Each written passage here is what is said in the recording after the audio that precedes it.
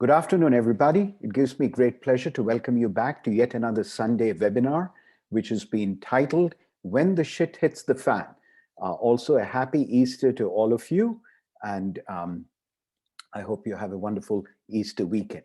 So the topic today is when the shit hits the fan, and I want to build on the metaphor of the Titanic that went down, and the idea that one response to the Titanic going down is to start blaming, is to start looking at how many lifeboats we have. But a much more mindful way is to actually think about how do we design the ship of life in such a way that even if it hits the iceberg, it will not um, sink to the ground, to the bottom of the ocean. So it's about looking at how do we design our lives, what kind of stories, insights can be helpful in assembling our own life, in designing our life in such a way that when the shit hits the fan, when the shit hits the proverbial fan, we are still able to uh, respond creatively, consciously, and with a degree of resilience. So there are a few points that I've made before in previous webinars that are helpful to remember in the context of this topic. One of them is the TED video that I keep reminding you by Kelly McGonigal called Make Stress Your Friend. And the central thesis of this video is that Kelly McGonigal presents a number of research studies that seem to suggest that what affects people and harms them negatively is not the stressful event itself, but it is the idea that stress is bad. That when people who have suffered stressful events are actually studied, those who told themselves, this stress is good for me, it'll actually make me more resilient, it'll make me stronger, who treated stress as a friend were actually much better off, and the stress did not have the deleterious consequences on their health and their functioning. So it's an interesting conclusion because too often we are trying to seek protection from stress. And what this research seems to suggest that it's not the stress that hurts you, it's your attitude towards the stress. If you can consider stress a friend, you are likely to be less harmed by it. I also want to remind you gently of the theme of unsobbed tears that we keep coming back to in these webinars. Unsobbed tears is a term used by the Eastern Indian mystic Osho to refer to suppressed sources of sadness within us. It's the idea that we have had many things happen to us that generated a tremendous amount of sadness. But sadness is uncomfortable. We don't like to be in the presence of sadness. So we suppress it, we distract ourselves. But if we have suppressed our sadness, there is a concern that that sadness has never gone away. It's only when you allow yourself to experience the full depth of the sadness that you work through it. So unsobbed tears is the idea that a setback, which could be a bankruptcy, a divorce, a job loss, when the proverbial shit has hit the proverbial fan, these setbacks become magnets. What do they become magnets for? They become magnets for all the accumulated sadness from many previous experiences. Not only that, you will notice that there might be some events that happen to you and me that others would consider devastating, but we seem to be quite resilient in the face of those. And there are other events that people might not consider that devastating, but which might take a heavy toll on our emotional wellness and well-being. What accounts for that? Perhaps the parallels in childhood. You know, each of us has enjoyed certain sources of abundance in childhood, and we have been bedeviled by certain sources of scarcity and pain in childhood. Events that seem to hit a nerve usually relate to something from our childhood. For example, as a child, my family would often move from city to city. In like 1 or 2 years, my dad was in a job where he would get constantly transferred. So I had a childhood where it was very hard to develop lasting friendships because I've probably been to 5 or 6 different schools. So notice how that has led me to value friendships. And if a friendship is in danger of breaking down, or if I'm in danger of losing a friend, it causes a disproportionate PTSD type of response because of my history with having had difficulty with forming friendships because of the frequency with which my family would move from town to town. So whenever you have this experience of a debilitating level of stress, a good check-in is to say, what is it in my childhood that might have happened to me that left me with an experience of powerlessness or anxiety, that this experience may actually be hitting the same nerve and helping me feel uh, and making me feel disempowered. And what is the antidote to it? The antidote to unsolved tears is self-acceptance. Many of the problems that we face in life and what takes our resilience away is that deep down we don't like ourselves, we don't accept ourselves. So the antidote, from mystics like Osho would be if we can fall in love with ourselves and if we can bring great compassion to ourselves and we can accept ourselves for who we are and who we are not, when our fundamental relationship with ourselves is solid, it's a tremendous source of resilience in being able to cope with the buffets of fate with equanimity. Another thing to remember is the level of social conditioning and how the cultural and social conditioning that we are subjected to in any society relates to how we experience the threat and to our self-preservation. For example, in America, there's the American dream. Perhaps in India, there's a different model of what success would look like. And what happens to us very often is that we are vulnerable because if any elements of the American dream are obstructed, are taken away from us, are destroyed, the social conditioning kicks in and we experience a deeply traumatic response, a tremendous amount of anxiety. But the models of success, it is very important, say the mystics, to be aware of the extent to which our suffering is a result of the social conditioning. Because much of the suffering that happens to us, especially in our middle class, is less related to real suffering in a physical sense and is more a symbolic sense of suffering. Perhaps you did not get promoted, where the threat is more to the ego. Now, one of the interesting things about the models of success is that on the one hand, if we have not achieved the model of success that we have been indoctrinated into, there's a sense of anxiety and failure. But the other side of the story is even if you were to achieve every element of the American dream and you were to see yourself as successful, now a different kind of anxiety has kicked in. What if something were to happen and I was to screw it up? What if I were to lose my job or get divorced or something like that? So these models of success that give us a tremendous teleological goal orientation also expose us tremendously to levels of vulnerability. Another theme that we talk about in our seminars often that relates to this is to recognize that life happens in three domains.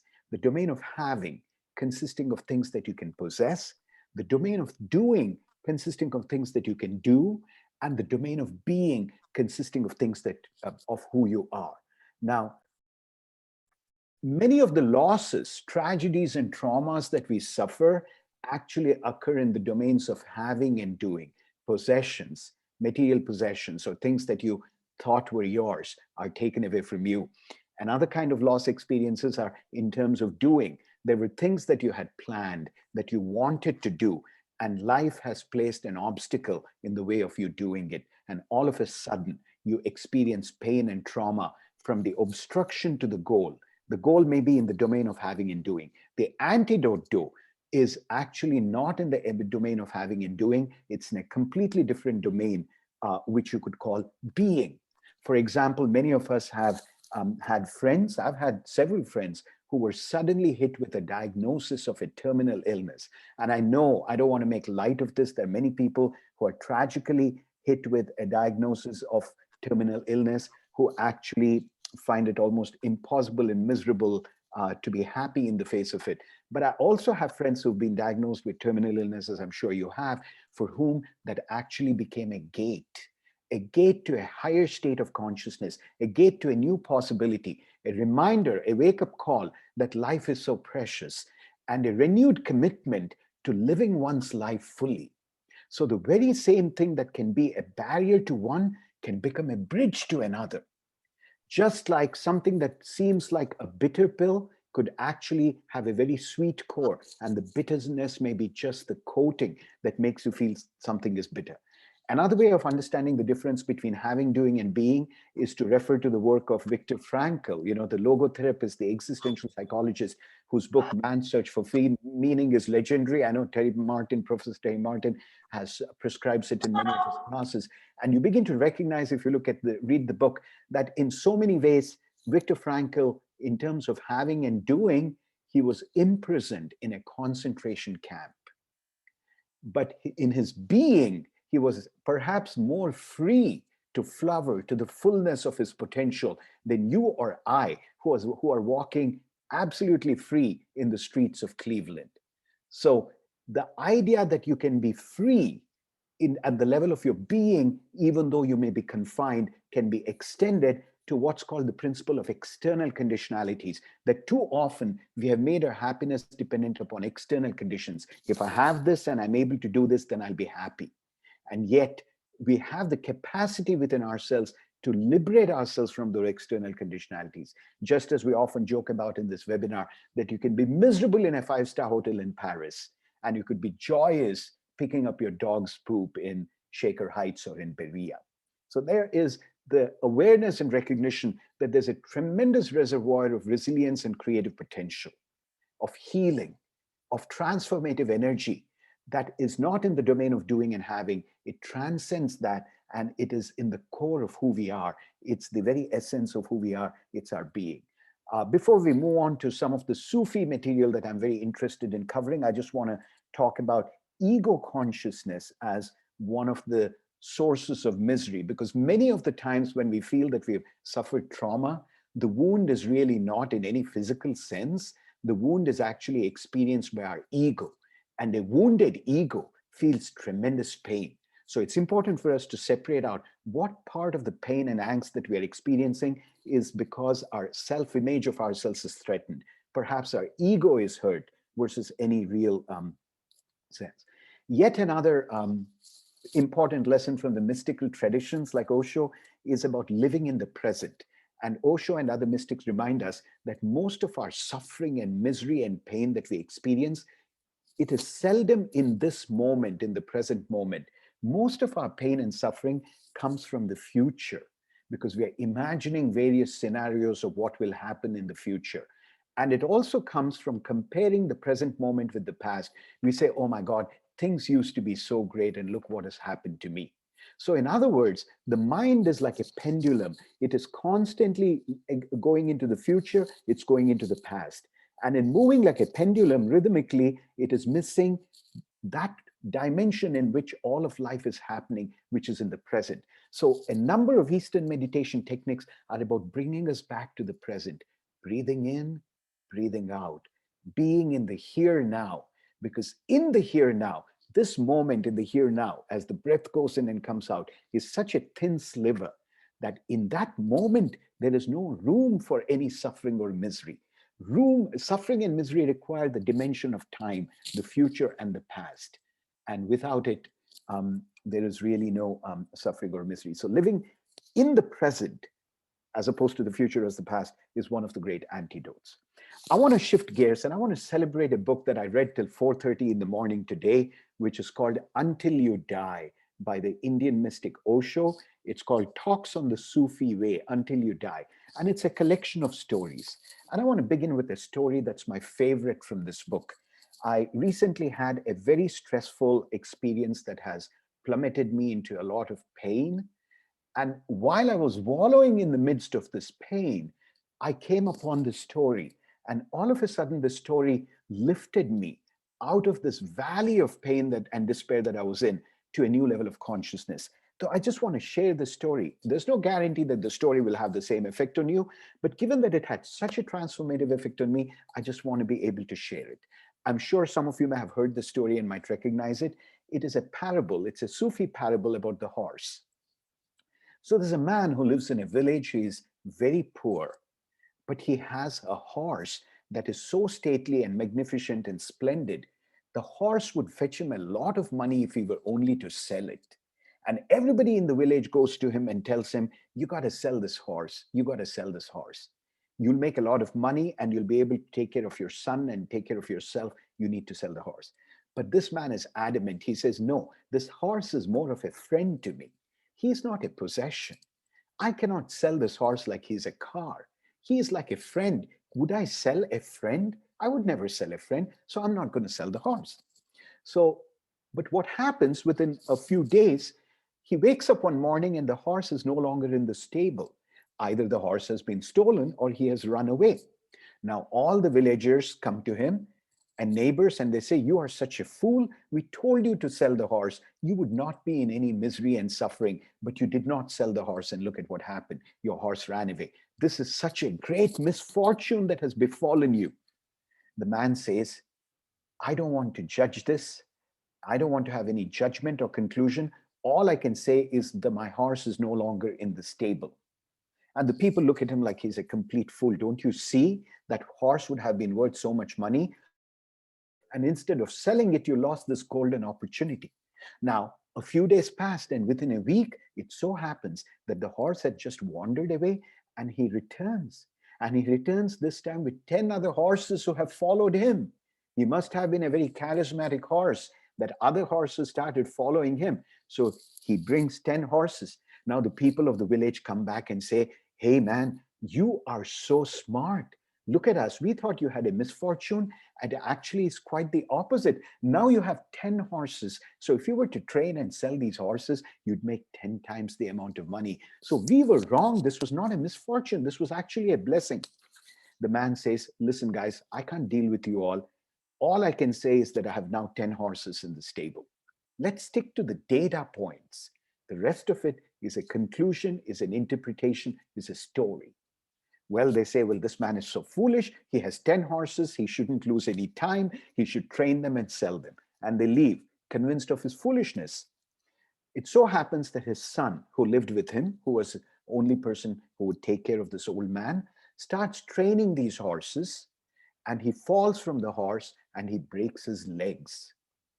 And then all of a sudden, the neighbors come back and say, oh my God, it is such a tragedy that has befallen you that your son has broken his legs, and he is going to be a cripple. So not only will you be, hard pressed in old age, taking care of yourself, but you'll have to take care of your son. We don't know what's going to happen to him. What a misfortune.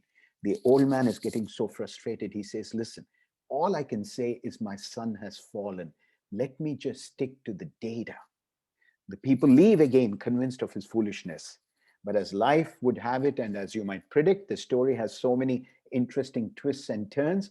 There's a neighboring kingdom that is very powerful, and they declare a war on this kingdom. And what does that mean? It means that all the young men in the village are conscripted into the army and have to go into battle.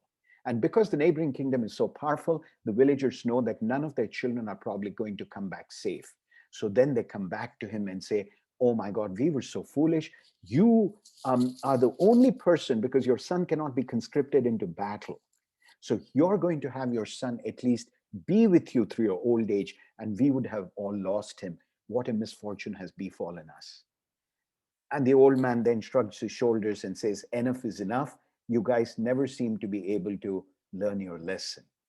Now, the moral of the story, as you might have gathered, is that life is very complex. It's like a flowing river. And any judgment that we make about anything that happens to us, when we think the shit has just hit the fan, it may be actually flowers showering upon us. We don't know. How many times have we had this? We think there's a tremendous tragedy, and then a new gate has opened, a new path has opened. That every judgment is wrong because life is so interconnected. Everything that happens to us has consequences that cannot be sometimes seen immediately, that will unfold over time. So while I'm sitting in what I considered a massive tragedy in my life, who is to know if that's really a tragedy? If I were to become like the old man, I would have to stick to the facts. And suspending judgment, suspending conclusion is one of the greatest um, um, acts of courage, says Osho, because our mind is always jumping to conclusion. Notice how quickly the mind jumps to conclusion from one thing to another thing to another thing. And then all of a sudden, we are we are sitting in conclusions of our own making. It's almost like, Osho talks about the Sufi parable. It's like, imagine somebody gives you a book, right? And you just read one page of the book and you make up your mind that the book is a good book or a bad book. That's an example of how we live our life. Or you read one sentence on the page and then you make up your mind about the page instead of being open. So life is like a book. At any point, perhaps a page is being revealed to you. And events that sometimes seem like tragedies become blessings, and events that seem like blessings become tragedies. So it's the old idea that sometimes life presents you with something that clearly feels like a barrier, but it was actually a bridge to a higher state of consciousness, to something much vaster and greater, because life is indeed so vast. But why is it that we conclude? Because if we were to accept that reality is like a flowing river and we don't know where it is going, it has no beginning and no ending, it makes us feel unstable. We feel confused. The world feels like a blooming, buzzing world of chaos and confusion. And our mind wants security. It wants to have two tracks on which it can go neatly without having to deal with the complexity of life, the multidimensionality of life. So if we were to say life is a movement, and the fact that the horse has run away, I don't know if it is good or bad, only time will tell. To be able to live in that state of suspended ambiguity appears too painful. It seems to be much easier to go to a conclusion. So it's amazing how easy it is to know these facts intellectually, but I would encourage each one of us, because I can tell you in that moment when I was sitting with a deep sense of tragedy, and all of a sudden I read the story, I began to see how myopic I was and what a never ending journey life is, around so many turns, around peaks and valleys. But for us, the way we live our lives, it seems much safer to close the windows and doors of our little house and to not let any new information in, because God forbid, if some new information enters, it may disturb the false sense of security that we have attained. And I want to draw the bridge to the chattering monkey concept that we have talked about before. I forgot to bring my chattering monkey here. So picture a curious George sitting on me. So the first time, the horse disappears, I put on the lens of misfortune. I say, what a big misfortune has happened, the chattering monkey says. And the next time my son falls from the horse, I put on another lens and I say, what a deeper misfortune. So notice that my inner voice is constantly making up stories and interpretations. And those stories and interpretations that my inner voice is making up, my chattering monkey is whispering in my ear, affects my perception of the event. I start wearing lenses through which I start interpreting the event. Notice that when anything happens, immediately the voice in our head screams and shouts something. And what it screams and shouts determines our relationship to the event. For example, a lot of the time, it says this should never have happened. Think about it, assume that you go into a parking lot and you find that you have a flat tire. Immediately the mind will say, shit, this should never have happened. I cannot deal with this. The inner dialogue of this should never have happened now places us in a sense of misery.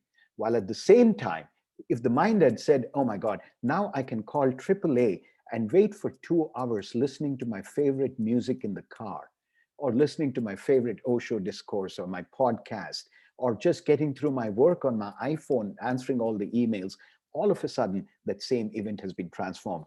It is very important to watch those thought stories and interpretations that our mind is making up as clouds that are floating by, rather than with any sense of judgment. There is another Sufi story from this book, Until You Die by Osho, that I'm drawing from. It is about a bird that flies in through an open window in the room. And then, if you've ever seen a bird flying through an open window, he or she is in tremendous desperation to exit.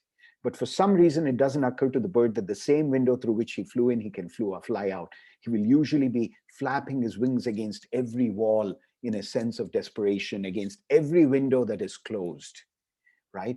And Osho draws the analogy to how we are all like that. You know, we have come into life through an open window, and then we are desperately flapping our wings and struggling. Life seems like this. How many of us can feel that very often, life seems like this, like if we become that bird fluttering against one closed window after another. So the Sufi master in this case waits patiently. He doesn't do anything when the bird is in tremendous despair, which is like, have you ever tried to talk to a person in tremendous despair? They do not have the capacity to hear you or to listen to you. You have to wait till the person calms down, because when they calm down, they're capable of imbibing a deeper insight. And finally, the bird settles near an open window, and then the Sufi master goes and startles the bird, scares the crap out of the bird. The bird poops and flies out the window, traumatized by the noise. And the parable of the story is, and the Sufi master says, I quote, "To him the clap must have been a shock, even an affront. Don't you agree?" The clap must have been a shock and an affront. So, folks, I want you to just imagine this metaphorically. The next time you have a shock, the next time you feel a sense of affront, the next time you feel the shit has hit the fan for you, perhaps imagine a Sufi master or whoever you believe in sitting in the universe who has just gone. That might have been your bankruptcy. That might have been a job loss. That might have been a divorce. And that very shock can be an opening for you to leave, to fly away from the window to fresh fields and pastures new. So not every shock is actually an event that is devastating. It can actually point you to a gate or to an open window. Then, of course, there is another story of the dog. So there is a dog, and so a Sufi master is asked, "What inspires you in your work?" And he says, "A dog, a story of a dog." And he's asked to share the story. So he says, one day he saw a dog, extremely thirsty. He was on the verge of dying of thirst, dying of thirst. And then he looked into the edge of the water, and he would see his own reflection. But he did not know it was his own reflection. He thought it was another dog, and he would recoil and run away. And then he would come to the edge of the water. He would peer, ready to drink the water, and he would see his own reflection, and scared that it's him, another dog, he would run away. He kept doing this many, many, many times until he decided that his need, his thirst was so great, he was going to take the risk and leap into the water. He was not going to be frightened of this reflection anymore. And then he was able to quench his thirst. And the moral of that Sufi story is, as Osho says, I look into you and I don't see any other barrier than yourself. You are standing in your own way. And unless you understand it, nothing is possible towards inner growth. Unquote. It's the recognition that the greatest barriers are not the ones outside, they're the ones inside. And there are many Sufi stories that are seeking to awaken us to this. So there's another story about a man who is in tremendous debt. He comes to a Sufi master who's very well connected with the emperor, and he begs the master, please tell the emperor to give me a pot of gold coins, because if he were to do that, I've been wallowing in debt all my life and I'm poor. And the Sufi master looks at him and says, I don't think you're ready to be helped. And the people who are watching say, that was such an uncompassionate thing to say. The poor man is asking for gold coins, he's in debt, and you say you're not ready to be helped. And so the Sufi parable goes that the man actually sets up an experiment. El Mahdi, the Sufi master, sets up an experiment. He has this man who is in debt cross a bridge. And in the middle of the bridge, he places a pot of gold coins with help yourself to as many as you can sign on it. And he tells the man to cross the bridge. The man crosses the bridge. He doesn't collect the gold coins. He's asked at the other end, what happened? And the man says, I got a crippling headache while I was crossing the bridge. And I had to close my eyes and I did not, and I just so I didn't see anything. Notice, now this is a parable. Parables are intended not to be matters of fact, but to awaken recognition of some fundamental truths. The Sufi parable is telling us that this man had such a addiction to his own poverty, that many of us are addicted to our own misery, that even when the universe is willing to rescue us, we will create a distraction of some kind. So just as he was crossing the bridge, he could have taken the gold coins and found, complete relief from all his debt. He developed a crippling headache and he had to close his eyes and he walked past the gold coins. It is the theme of the fact that many of us love our misery, that based on childhood experiences we've had, we may be actually attracted to some form of misery because it feels familiar and comforting. And therefore, we will go to that. And so then this brings us to when the shit hits the fan, often we are looking for secondary causes. Secondary causes are always there in the outside world, and they're easy. It'll either be debt or loss of job and all of that. But then there are inside causes which are primary. And the mind goes on deceiving us. It will always tell us that the source of our misery, the source of our despair and shock is outside. It is not inside. And it will distract us. And we keep working on these things. But it is important to become very self-aware. It is the idea that the cause is not outside, that we are carrying certain patterns within us. In the ancient, Hindu-Indian text called the Upanishads, they talk about the fact that each one of us is like a spider carrying our own web inside us. Wherever we go, we will create a pattern around us. It's a pattern of misery. And you will notice that some of us, I have a friend who will quit his job every few months. And his pattern of misery is that the moment he's in a job, he feels that his boss is suffocating him. He's not giving him the freedom to exercise his creativity fully, right? I have another friend who gets divorced every few years, and it's always the same. He's expert at recruiting partners who are emotionally and physically unavailable to him, and then being in a state of despair. So notice how we have deeply embedded patterns that are hidden within us. And like a spider carrying its own web, we are carrying those. In so many ways, says Osho, each of us is like a broken gramophone record. So while it is tempting for us to start changing the external circumstances, the deeper wisdom is that while in some cases, changing the external circumstances might actually give us relief, very often it is not the external circumstances, but the inner patterns within us that will prevent us from having the next disaster or calamity. Usually, to start building that level of self-awareness, to finding those hidden patterns, is the best source of insurance.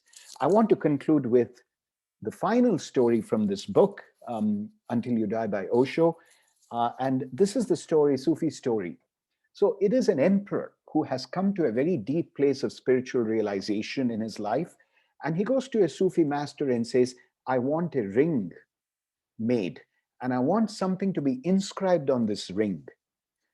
And the inscription should be such that whenever I'm miserable, if I read the inscription, I will become instantly happy. And on the other hand, if I'm very happy, ecstatic with bliss and joy, if I read this inscription, it'll make me more grounded and centered, and not just intoxicated with happiness in an uncentered way. Something that if I read, if I'm unhappy, it'll make me happy. And if I'm happy, it'll make me more centered and stable. What would that be? So this is interesting. And first, I want to draw attention to this, to the beauty of this Sufi parable.